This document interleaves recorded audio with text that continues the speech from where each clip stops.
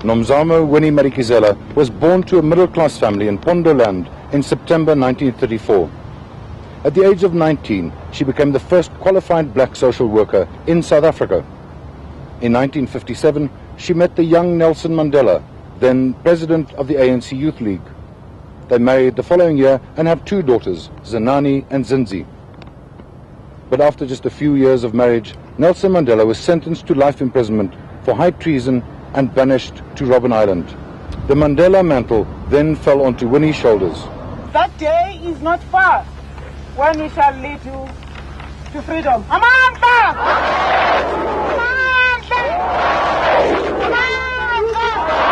After several periods in detention, she was banished to Brantford in the Free State in 1977.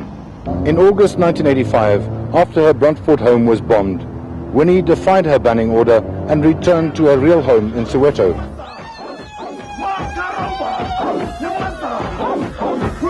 In 1986, she formed the Mandela United Football Club. They quickly became very unpopular with the Soweto community. 2 years later, school children burned down her Orlando West house in a revenge attack on her football club. Winnie then moved to Diepkloof, where things really started falling apart. It seemed as if Winnie felt threatened by the popularity of local Methodist minister Paul, whose months had become a safe haven for many youngsters and activists. According to allegations before this week's hearing, she wanted to frame Verheyen by claiming that he'd sexually molested some of the boys. She was later convicted of kidnapping 4 youngsters from the months, and it is widely believed she participated in a vicious assault on them. After this incident, child activist Stompy Sepei disappeared and was later found murdered. That it could even be dreamt that I would be responsible for the murder of a child when I have spent all my life fighting against these injustices appalls me. She was isolated from the community by the UDF leadership of the time, who condemned her behavior. We are particularly outraged at her obvious complicity in the recent abductions and assault on young people like Stompy. We believe that had Stompy and his 3 colleagues not been abducted by Mrs. Mandela's football team, he would have been alive today. The mass democratic movement, at this point, hereby wishes to distance itself from Mrs. Mandela and her actions. But Winnie made a comeback after her husband's release from prison and the return of the exiled ANC leaders. She became the Deputy Minister of Arts and Culture, but was fired after a clash with the ANC leadership. Her divorce from President Mandela became final in 1996. We are waiting for Mrs. Madikizela Mandela's arrival. Then we take you into the hall, where our cameras are already set up to record all the drama. I'm standing still with me. Marcus.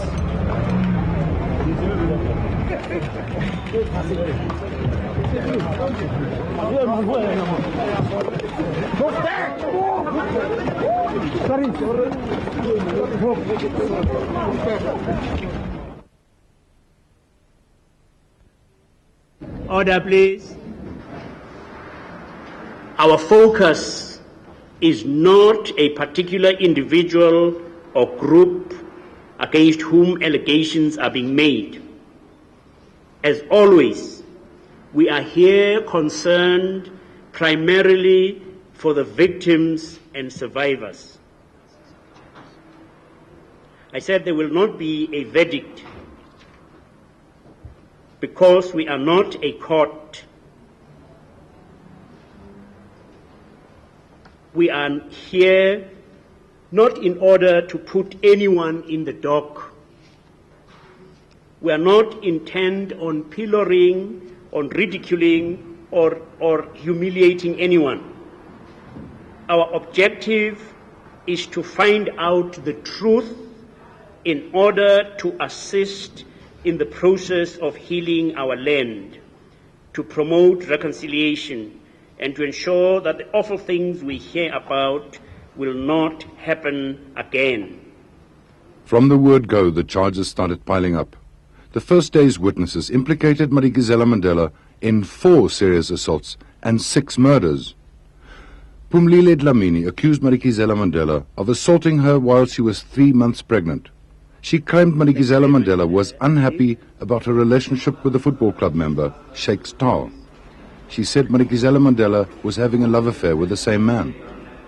It was Winnie herself who was assaulting me the first time. And when we got to Winnie's house, Winnie personally said to me, guys, see what you're going to do with this one, because she doesn't want to speak the truth, referring to the football club members. They started assaulting me and kicking me in accordance with Winnie's instructions. My instructions, Chairperson, are that the witness is narrating a figment of imagination. Winnie Mandela knows the inside of my house because that is where she took me, and she knows deep down inside of her that I am not telling any lies. Why would I tell lies about her? Nomsa Shabalala and Nicodemus Sono accused Madikizela Mandela of being responsible for the disappearance and likely murder of their sons. Nicodemus Sono says the last time he saw his son was in November 1988 in the presence of Madikizela Mandela. It is not the first time he begged Madikizela Mandela for more information about his son. The last time was when he appeared before the Truth Commission's Human Rights Violations Committee. When we got to my gate, the blue Kumbi was parked few houses from my street, and I went with him to the Kumbi.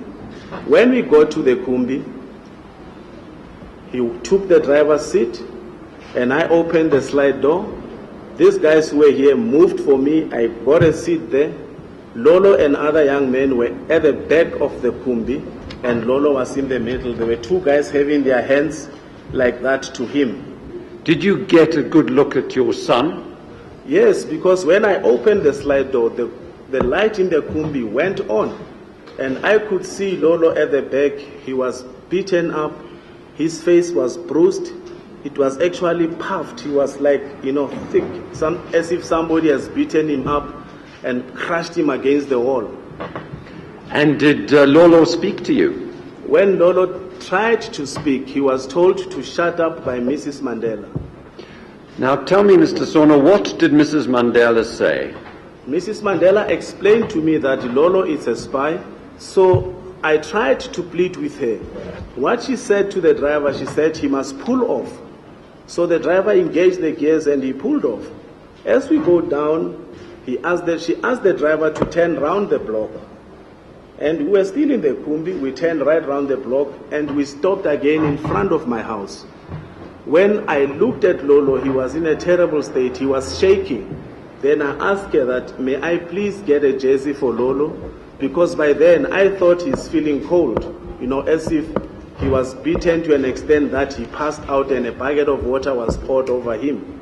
I pleaded with her until she said to me, I'm taking this dog away. The movement will see what to do. That was the last time I saw my son Lolo in the company of Mrs. Mandela and some young men that were not known to me. Are you saying, therefore, she has something to do with his disappearance? I've already mentioned that she was present. And she went away with him. What else must I say? Nomsa Shabalala says her son Siboniso disappeared shortly after Lolo Sono. Then he said, if you say Lolo was taken by Winnie Madikizela's people, then probably I will be taken there as well. And we left for work. When we came back, Siboniso was not at home. When Siboniso had gone, that is after a day after Siboniso's disappearance, he phoned and said, Mom, I'm with Lolo. But thereafter, he couldn't speak any further because the phone was cut off.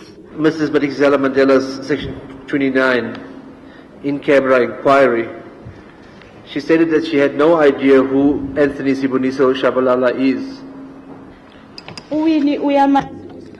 Winnie knows Siboniso as well as Lolo.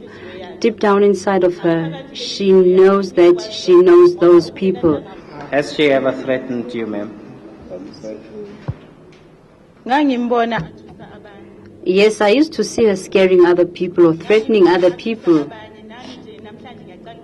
And it's the first time that I face Mrs. Mandela. I'm even scared of her even now. I have been asking Winnie for the past 9 years as to where my son is. And she used to say whoever told me that story had fabricated it. If that is so, then let Siboniso come back. The last witness on Monday was John Morgan. He has known Madikizela Mandela for more than 30 years and says he has been a driver for 10 years. In her Truth Commission hearing behind closed doors last month, she claimed she had never employed him. Morgan was the first eyewitness to the abduction of the 4 youngsters from the Methodist Mission House in Soweto in December 1988. This was where the now famous name of murdered child activist Stompy Sepei was first mentioned. After you collected these boys, where did you take them, sir? I took them to Winnie's house in Diepkloof. The first person who started assaulting was Winnie Mandela and assaulting Stompy Sepei. And the others followed as well, assaulting the rest. They will leave them and throw them right in the air. And they called that system a jet something. And they will let go of them in the air and they will come fall, drop down on the floor. I was present. I witnessed all this. Stompy Sepei's mother Joyce sat in the audience all day, hoping for more answers about her son's death. She learnt nothing more than gruesome descriptions about the last hours of her son's life. Did you see Stompy again, sir? Yes, the following day I saw him. I found him in a deformed state. His face was as round as a football. And I tried to help him drink some coffee and feed him bread, as he was not in a position to help himself. And I felt pity for the boy. And when was the next time you saw Stompy, sir? I also saw him on the 3rd day, and I found that he was in critical conditions. And Dr. Asfat said to Mrs. Mandela, Mrs. Mandela asked Asfat to enlist help to the boy and assist him medically, and Asfat refused and said the boy should be sent to hospital. The 4th day, I arrived in the morning, and they were talking in English. And go and take that dog and go and dump it somewhere. I don't know where. Tuesday didn't start on a good note for Madikizela Mandela. On the 2nd of October this year, she held a press conference showing several young men who she said would vouch for her innocence. One of them was Pello Mekwe, who skipped the country shortly before he had to testify in Madikizela Mandela's kidnapping case. But instead of defending her, Mekwe corroborated the evidence by John Morgan of the assault in the Mandela residence on December 29, 1989. And you stated that Mrs. Madikizela Mandela started hitting you with open hands, with fists, and also with the shambok. Can you confirm that? It was just slaps. It was, I'm sorry? Open hands only. These incidents occurred on the 29th of December. Are you saying that Mrs. Madikizela Mandela was present at the stage on the 29th of December at the house? As I have said at the beginning, that she's the one who started to beat. Are you aware that Mrs. Madikizela Mandela said that on the 29th of December she was at Brandfort? I was aware, yes. What is your comment towards that? As I said, that I don't think she was not there, because she's the one who started the beating. Any injuries in your face? Yeah, also on my face. Yes. What were the injuries in your back from? From the assault. Were you shamboked in your back? I was, yes. Were you lifted up and dropped from a height? You are correct. What was the difference in the allegations against yourself, Mono, Kenny Khase, and the allegation against Stompy? The difference is that Stompy was accused that he's working with the police in Paris. And against the three of us, it was that we have allowed ourselves to be used by the Reverend Paul. Is there any truth in that allegation that you allowed yourself to be used by Reverend Paul? It was not the truth. This charge against Paul seems to have been the trigger for the assaults and murders. Koliswa Falati was the housekeeper in Paul household and helped to abduct the boys after Kebekulu told her that he had been raped. They were taken to Winnie Mandela's house. Were assaults perpetrated on this occasion, on these boys that were brought from the manse? She actually started to hit Kenny. She said, Kenny must stand up. And then he asked questions. Why are you submitting to a white man? Then he started to hit Kenny. And then saying that you are not fit to live, fit to be alive. What happened after that? He hit the others, he hit Kenny, and then when Kenny tried to block the fist, then the other comrades at Mandela's place, that is the football club, held Kenny on both hands so that he couldn't block the fist from Mrs. Mandela. Did you participate in the assaults on? So after that, the hell broke out. They were beaten. I never participated. I was ordered by Mrs. Mandela to go and sing. After seeing me, because everybody was just out beating and beating, then actually see me because I was a bit scared and puzzled. Are these supposed victims?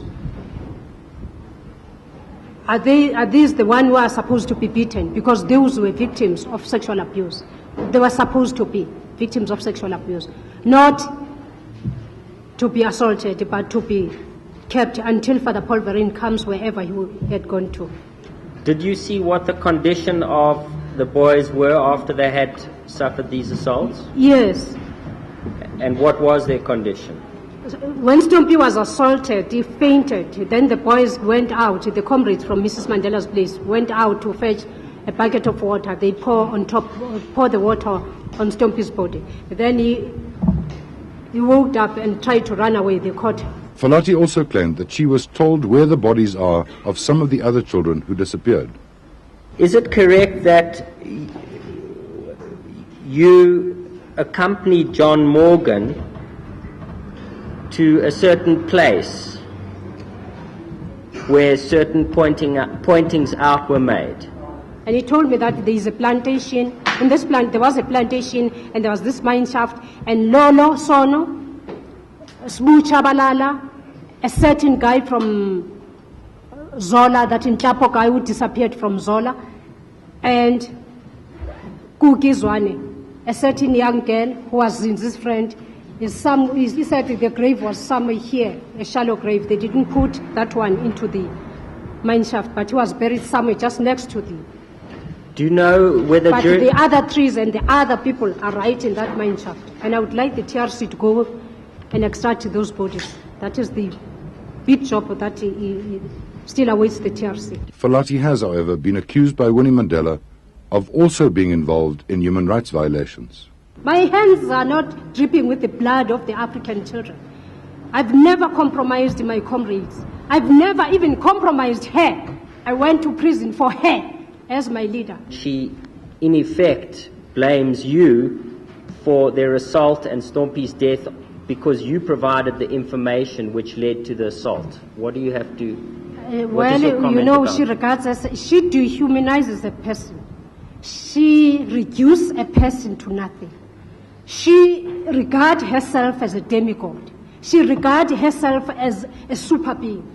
She wants everybody must cover her up by all means.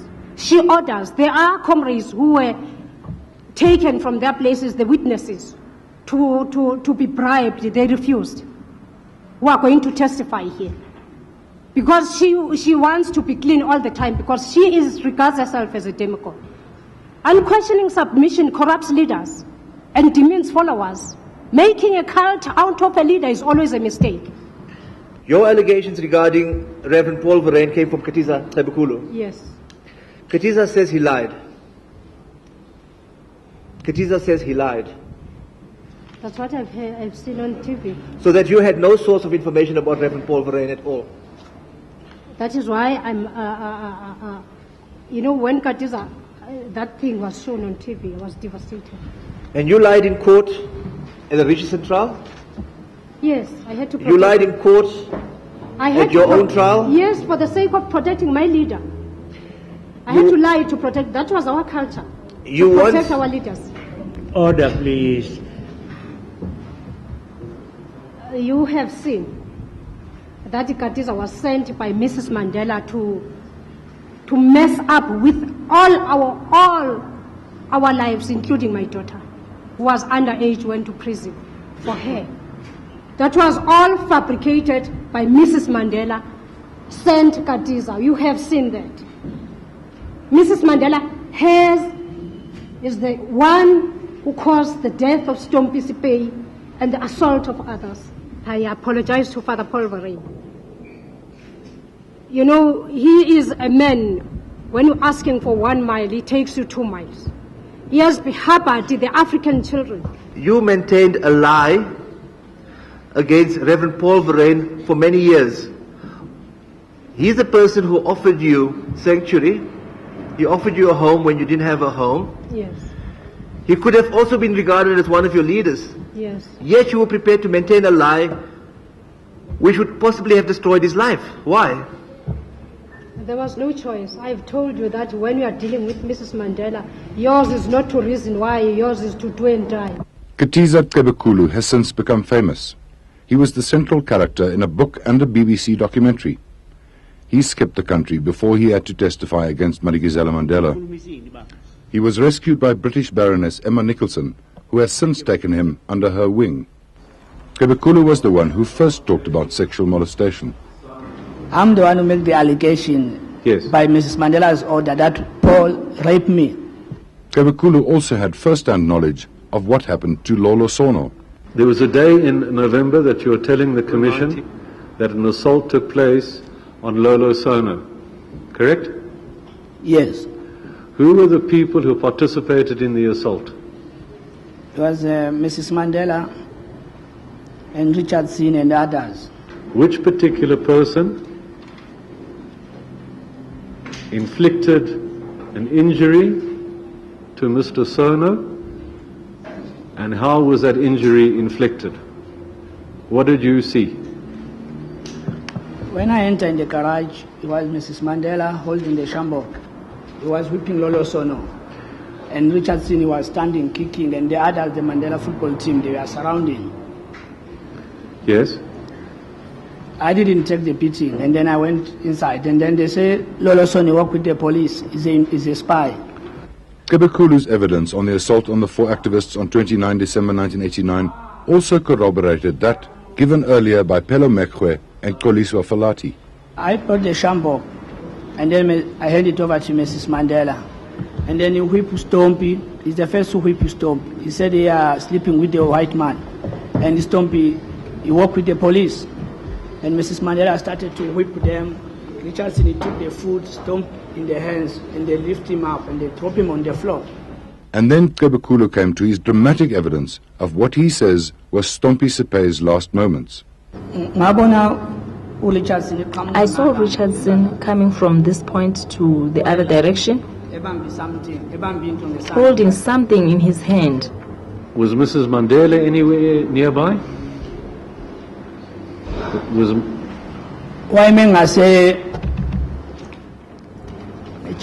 She was standing right next to the jacuzzi. Yes. And then Richardson And Richardson put the person here. And I saw Mandela's wife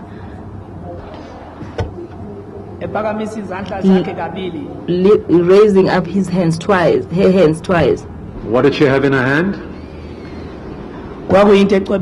It was something that was shining. After the hand was raised for the first time, did you see what happened? She was stabbing. She stabbed twice. Your mother tells us whilst you were in Hammersdale, you used to have friends of members of the police. Is she correct? No. Your mother is not telling the truth?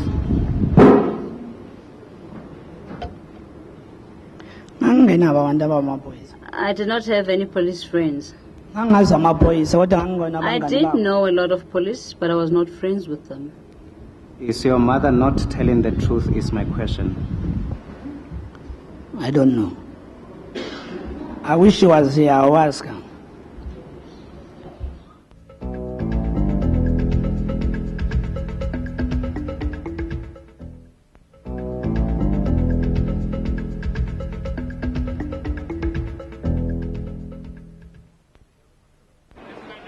Madikizela Mandela appeared relaxed and confident when she arrived at the hearing on Wednesday morning. She greeted old comrades warmly and seemed determined to show the world that there were no hard feelings between herself and Truth Commission chairperson Desmond Tutu. But minutes later, Madikizela Mandela was back in the hot seat, this time listening to the damning evidence of Thabiso Mono, one of the 4 young activists whom she and the football club had kidnapped and assaulted. Mono corroborated earlier evidence that Madikizela Mandela, whom he referred to as Mummy, had participated in the assault on the young comrades. When she arrived in the room, she questioned us why we allowed a white priest to sleep with us. We did not approve of that, and then she asked Stompy why was Stompy selling the people. Stompy disagreed with that kind of information, and then she started hitting us with fists one by one. After that, the whole group joined in the assault. After you were assaulted with fists, what happened? They kicked us, they lifted us up, and we were thrown to the ground. After some time, they started hitting us with shamboks. Who started hitting you with shamboks? Mrs. Mandela started hitting me with the shambok. We were lying down. Mrs. Madikizela Mandela has said that on the day in question she was in Brandfort. Can you comment on that? I do not know what to say. I saw her. She was the person who assaulted us with fists and hitting us with shamboks. I do not know which Mrs. Mandela was in Brandfort. Mono denied that Paul Verheyen had ever molested him or any of the boys who had stayed at the manse. Verheyen, who is now a bishop in the Methodist Church, was given a special welcome by Archbishop Desmond Tutu when he took the stand. We are aware too of the anguish through which you have had to pass over so many years, and in a way, although we are still going to hear your testimony, it is wonderful that you have been vindicated. In the manse in December 1988, there were various people given refuge, correct? That is correct. They included Katisa Sebekulu, Stompy Sepei, Pelo Mekwe, Thabiso Mono, and Kenny Khase. That is correct. Did you ever rape any of those people? No. Did you ever sexually molest any of those people? No. Did you ever engage in any sexual activity with those people? No. Did you ever make sexual advances to them? No. In the second half of 1988, there was an incident when certain people in the manse accused Stompy of being an informer. Do you remember that? I do remember that. Could you tell us about the incident? I returned home one evening and there was a gathering in the kitchen. And Stompy was being interrogated. That's the way I interpreted what was going on. He was sitting with his hands, his head in his hands, and he was crying. And I actually didn't take any time with that. I immediately intervened and called Mrs. Falati out and said that under no circumstances did I want my mission house to become what was happening in every police station. Bishop Verreyn told the Truth Commission that the youths had been abducted from his mission house while he'd been on holiday. For the first time in the 8 years since Stompy's death, Bishop Verreyn apologized to the boy's mother for not having done enough to keep him safe. I see that Mrs. Sepei is in the audience here today, and the thing that has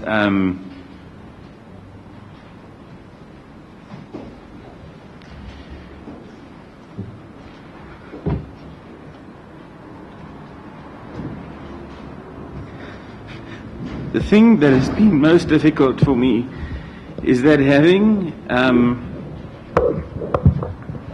heard the allegations, I did not remove him from the mission house and get him to a place where he could be safe.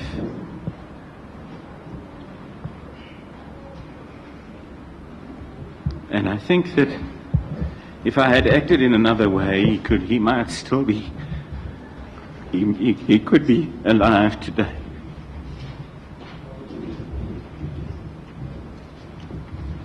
And so I want to apologize to Mrs. Sepei for my part in that. The other person about whom you requested an opportunity to express your feelings is Mrs. Madikizela Mandela. I don't know Mrs. Mandela, really. We've met face to face briefly in my mission house once. And my feelings about you have taken me in many directions, as you can imagine. I long for our reconciliation. I have been profoundly affected by some of the things that you have said about me, that have hurt me and cut me to the quick. I have had to struggle to come to some place of learning to forgive, even if you do not want forgiveness or even think that I deserve to offer that to you. I struggle to find a way in which we can be reconciled for the sake of this nation and for the people that I believe God loves so deeply. And so I sit before you and want to say that to you. Chairperson, with the greatest of respect, my instructions are yes, Mrs. Mandela would want to communicate with the bishop, but and holds a view that if the bishop had meant to communicate what he communicated today previously, he could very well have done that. And she will take the opportunity outside of this, what we believe to be a camera scenario. Next was Methodist Bishop Peter Story, who'd been involved in trying to secure the release of the 4 kidnapped youths. Bishop Story provided the Truth Commission with detailed notes and diary entries, which gave a blow-by-blow account of events around the whole kidnapping drama. At the funeral of Stompy Sepei, I said that his death was an unspeakable crime and that these past few weeks have probed beneath the surface of South Africa's shame over these past couple of years, that the primary cancer may be and was and will always be the apartheid oppression, but that secondary infections have touched many of apartheid's opponents and eroded their knowledge of good and evil. And one of the tragedies of life, sir, is it's possible to become like that which we hate most. And I have a feeling that this drama is an example of that.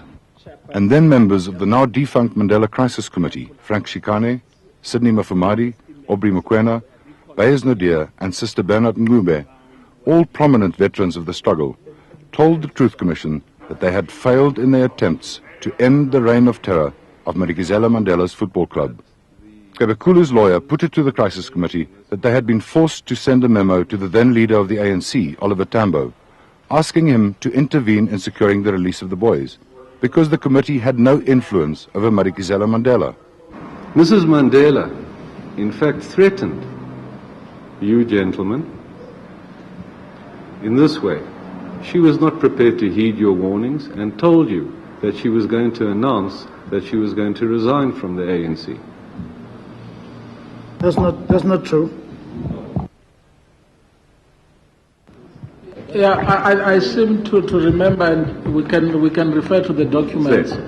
At least in one meeting where I was present, she did say so. I do remember that she told us. I'm on your side. I don't think it's a question of sides, it's a question of the truth. It is a matter of the truth. The heart of the truth was that this very crisis committee had sent this message to Oliver Tambo in Zambia after the abduction of the 4 youngsters. The committee clearly stated that Winnie had threatened to resign from the ANC. The committee also made it clear to Tambo that they knew that the 4 youngsters were assaulted by Winnie and her club, and that they were held against their will. The message also said that Winnie had refused to tell them anything about Stompy. We do confirm that the document was written by us. If I understood you well when you read the extract from the previous hearing, Mrs. Mandela says it was obviously from Stratcom. It would be interesting to hear what is obviously Stratcom about this document, but we are saying it was written by us. For the past 3 days, we've been listening to sometimes conflicting, but nevertheless extremely damning evidence about kidnapping and vicious assault on 4 young people. We should also not forget that Madikizela Mandela was convicted of kidnapping by a court of law. And there is very little doubt that Madikizela Mandela tried very hard to destroy Paul Verheijen's life. The Crisis Committee knew all this back in 1989. They should not be surprised when eyebrows are raised about their obvious reluctance to speak freely and openly about the human rights violations committed in the period that they were called the Mandela Crisis Committee. Perhaps the one exception here is Minister Sidney Mafumadi. Tomorrow we will listen to other community leaders whose lack of decisive action was criticized at the time. We will also hear from the 2 UDF leaders who did have the courage of their conviction in 1989 to act against Madikizela Mandela.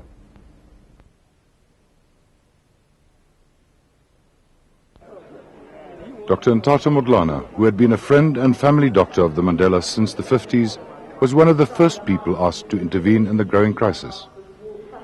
When he went to see Madikizela Mandela for the first time, Stompy Sepei was already dead. When I first got involved, it really was to say to Mrs. Mandela, there have been these stories about abuse, sodomizing of the children. Please just stop talking about that. The next time was to say to Mrs. Mandela, there are children about whom there are stories that are being held against their will. Shall we have them released? And I thought, if I may say so, I've been successful in having them released to the custody of the church.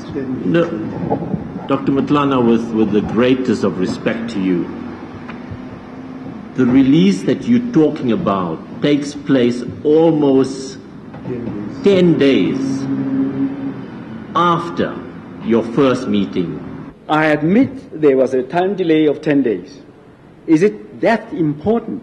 Was it your impression when you went there that amongst other minors, children, young people, Stompy was one of those whose release ought to have been secured? Chairman, I must have been, but only 3 children, as I've said, were released to me.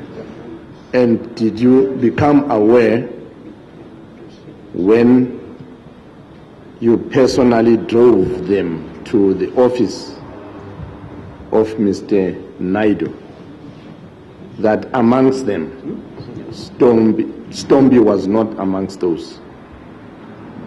I was aware, Mr. Chairman, that Stompy was not among them.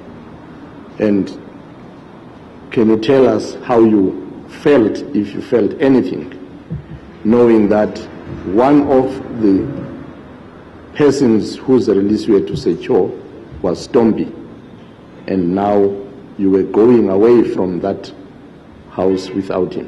When I got the 3, as I've indicated, I thought it was partial victory. I didn't ask about Stompy. I wasn't sure what had happened to Stompy. The testimony of Murphy Morobe and Azar Kachalia, 2 leaders with the mass democratic movement, stood in stark contrast to that of other community leaders. The football club often dispensed their frightening brand of justice, which included vicious assaults in cases ranging from domestic disputes to those who crossed their paths and were branded as informers. It was widely spoken about in the community that Mrs. Mandela often directed these operations. Secondly, that there had been stories that children had disappeared from the Mandela home. It was unclear, however, whether they had been killed by the club, the police, or had left the country. But there were parents who continued to ask questions about where their children were. Perhaps the most sickening case, to my memory, involved the abduction of 2 youths by members of the club who were then brought to the Mandela home, where they were accused of being informers. On one of them, the letter M was sliced into his chest with a penknife, and the words "Viva ANC" was carved down his thigh. Battery acid was then poured over his open wounds. The second youth also had the words "Viva ANC" carved on his back. At best for Mrs. Mandela, she was aware and encouraged this criminal activity. At worst, she directed it and actively participated in the assaults. So as the national leadership of the UDF then, we realized that we had to do something. And we decided to publicly distance ourselves from Mrs. Mandela's actions. Apart from the moral repugnance with which some of us recoiled at the activities of what people in the township tended to generally regard as Winnie's boys, one of our major concerns at a political level was the extent to which the activities of these boys were beginning to detract everyone from our urgent and primary task of fighting the regime. Gentlemen, what do you say to the proposition that your statement that you issued on the 16th of February 1989 is part of a Stratcom operation? All I can say, for me, that's a ridiculous proposition. I've made the point here that arising out of the events in Soweto, I was part of the drafting of this statement. We drafted this statement right until about 3 a.m. of the 16th of February. There was no member from Stratcom in that situation, unless you're telling me that perhaps somewhere there were machinations of Stratcom of which we had no power over. What was it about Mrs. Madikizela Mandela and her football club that made it so difficult for very important, prominent people in positions that you held from acting decisively before this whole series of events which you allege took place actually occurred?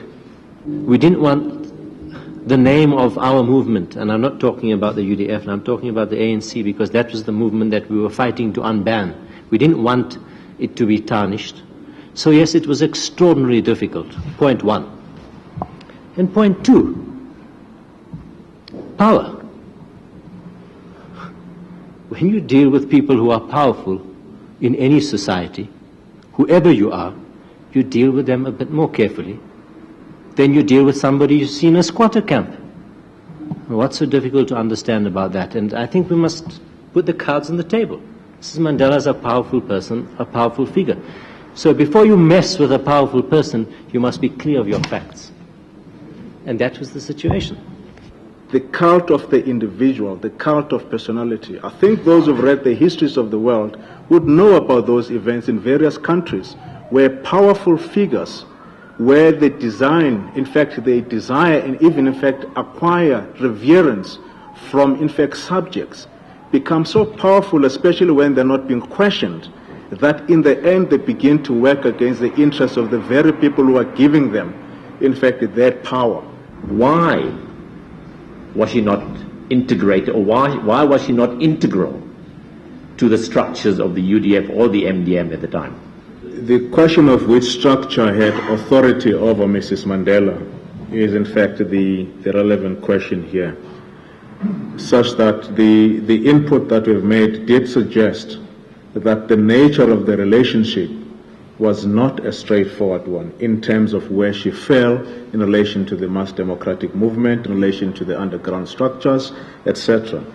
I think one of the difficulties, if we must say this quite openly, is that at that point I really did not believe that Mrs. Mandela acknowledged or accepted the UDF leadership, the MDM leadership at that point. I did not believe that she would, for example, you would hear Mrs. Mandela say, I take my instructions from Lusaka. You know, I think that as we begin to build our democracy, one of the things we have to do is to assert accountability and responsibility. And it may be unfortunate that some people, through no fault of their own, miss the cutoff date. Through no fault of their own, do not apply for amnesty. But at some point in our history, we are going to have to say that people have a sense of responsibility for what happened. Because if we don't say that, then I think as we go forward, there are going to be many who say, well, I can do these things because Comrade X or Comrade Y did it and got away with it. And in finalizing this commission's, in finalizing its recommendations, I think it should very seriously consider making a recommendation to the effect that anyone who has been convicted of having committed a criminal offense, which amounts to a gross violation of a person's human rights, should not be regarded as fit to hold public office.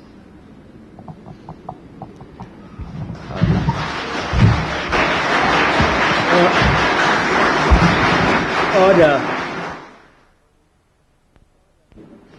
Friday's witnesses did not help much in separating fact from fiction.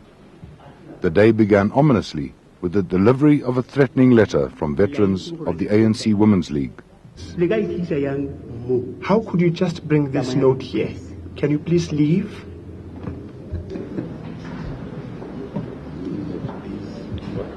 Then National Police Commissioner George Fivers took the stand.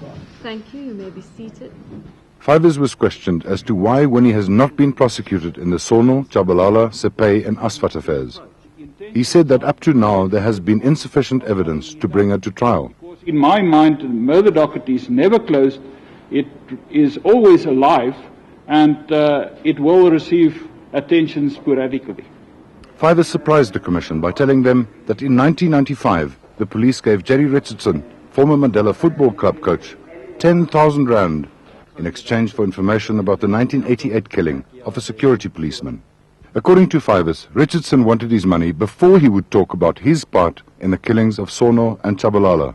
So you are telling me that the South African Police Service is involved, or has been at least in this occasion, on oiling the palms, greasing the palms of convicted murderers for the purpose of establishing a case against somebody else? The investigators indicated to me that it was very important. As a result of the 10,000 rand, they have succeeded to identify one specific person that was buried those days, which was pointed out by the specific informer. So as a matter of fact, the 10,000 rand contributed to the solving of other incidents afterwards. But Richardson's lawyer said that in his testimony next week, he will deny that he ever informed on Winnie. The plot thickens. It has been brought to my attention, Mr. Chairman, that according to media reports on 24 October 1997, Mrs. Winnie Madikizela Mandela has alleged before this commission that the President of South Africa, President Nelson Mandela, had instructed me as National Commissioner of the South African Police Service to, and I quote, dig up dirt, unquote, on Mrs. Madikizela Mandela with a view to their divorce proceedings. This allegation is simply a barefaced lie, and I'm duty-bound to flatly reject it. Then former security policeman Paul Erasmus told the Commission that during the late 1980s and early 1990s, there was a disinformation and dirty tricks campaign against Madikizela Mandela. Using the existing intelligence Stratcom network, I turned out a massive information or negative propaganda on a wide variety of matters. As a basis for this disinformation, I relied on intelligence reports, including surveillance reports, telephone tappings, postal interceptions, hearsay and rumors, and the media. President Mandela was the obvious target, but due to his impeccable integrity, it was difficult to target him in a Stratcom sense and personally. We, however, put out the message that he had little control over the radical ANC cadres and SDUs. There was a power struggle within the ANC hierarchy. He was going senile and had little control over his wife, who was running rampant in the townships with a football club, who were inter alia intimidating the local population. The security branch questioned why legal actions weren't, or prosecutions weren't taken against Mrs. Mandela, but the general feeling was that she should be left alone as far as possible, and that after statements like the necklacing thing, she would be digging her own grave anyway and counterproductive to the ANC's aims. Thank you. Would you say it was also quite useful for the security branch to have the kind of activities that were emanating out of the backyard in Soweto from Mrs. Mandela's house, that this was actually very useful propaganda material for you? Most definitely. Erasmus agreed that his dirty tricks campaign had nothing to do with the allegations of assault, disappearance and murder that were the subject of this week's hearing. Every day, a handful of the Winnie faithful demonstrated and sang outside the hall, reminding us that Winnie Madikizela Mandela still has friends. It was war, and when there's war, you kill if a person is violating you or violating your principles. Viva Winnie Mandela! Viva! Viva! Viva! Nomzamo! Viva! Viva! Evidence on the murder of Dr. Abu Bakr Asfat will now only be heard on Monday.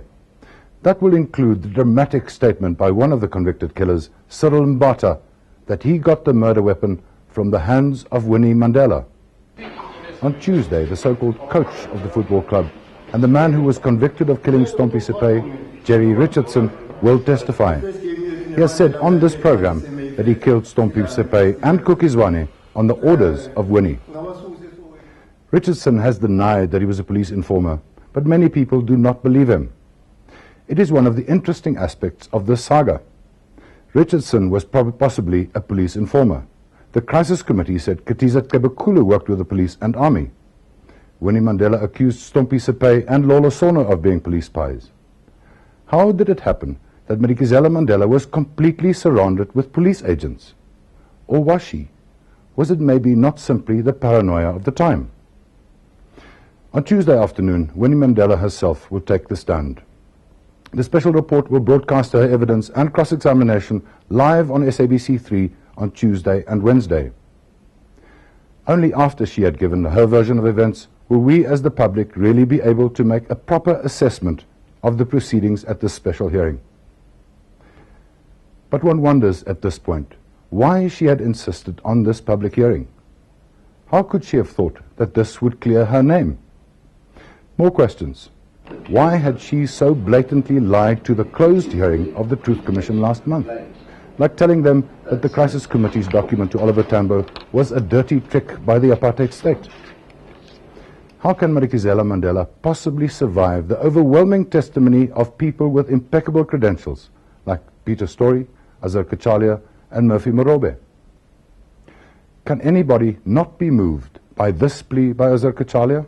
Yeah, I want to say to Mrs. Mandela, because I've not only known Mrs. Mandela for years, I've deeply admired her and respected her.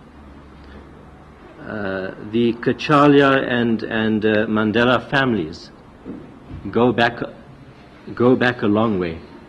And as I sit here, I'm deeply conflicted. There's one part of me which wants to, in a sense, go over and to hug you and to say, let's walk away from all of this, because it's a bit of a bad nightmare. But there's another part of me which says that we actually cannot go forward unless there's some level of accountability. I think it would be helpful for your own relationship with the whole community if you are able to bring it within your heart to take the Commission into your confidence when you do finally have the opportunity to testify.